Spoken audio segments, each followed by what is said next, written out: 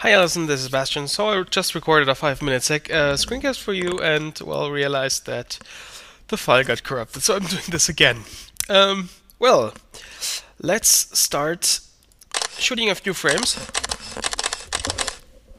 So, making me look as cheesy as possible, but that's the whole point.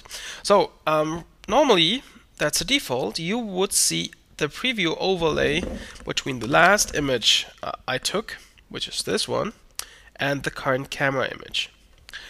So right now, to preview the animation, you have to press play, but that wouldn't include the current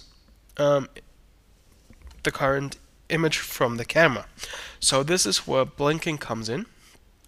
So I enable blinking, and what you will see, it blinks between the last frame and the current camera image. So if we drag that slider over, it will just be the current camera image without the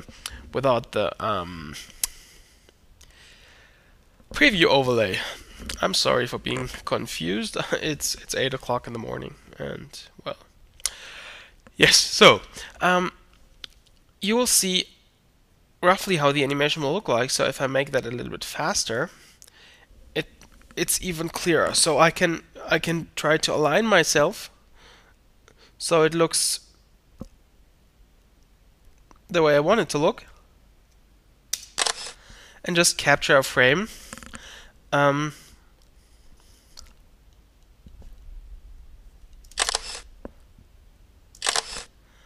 Okay, that's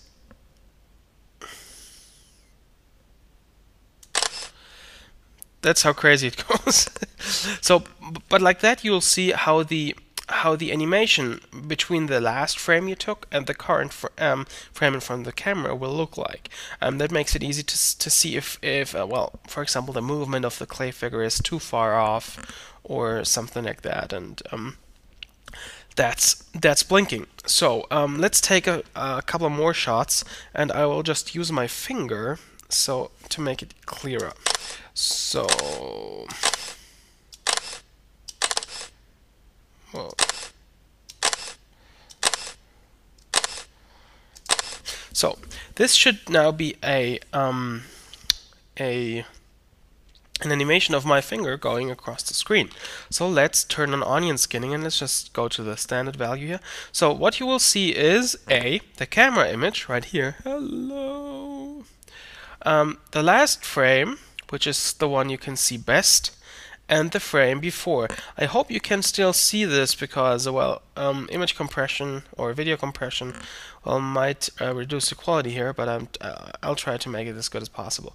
So this is the last frame, so frame number 12, and this is frame number 11. So this means you know how far the distance from frame 10 to frame 11 is, and now you know how far the next step would have to be. So, but if you crank up the number of skins, what you will see is not just the last frame and the frame before, but even more frames.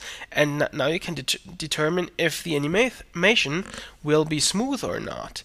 So, for example, you see that the distance between the finger here and the finger here is larger than the distance between this finger and this finger. So that means you would probably want to redo this part of the animation to get that finger right in the middle of those two, just for example. So the onion skinning in essence helps to I just switched it off and go back to the camera. So the onion skinning in essence helps to make the smoothest possible animation. Just blending over the last 2 or 3 skins. Whoa, everything's shaking. Earthquake. Sorry, just being cheesy here. So just between the last frame and the few frames before. Well, I just hope this wasn't more confusing than without any help. If it was, please tell me, and I will try again. Well, yeah, I hope you have fun with it, and bye-bye.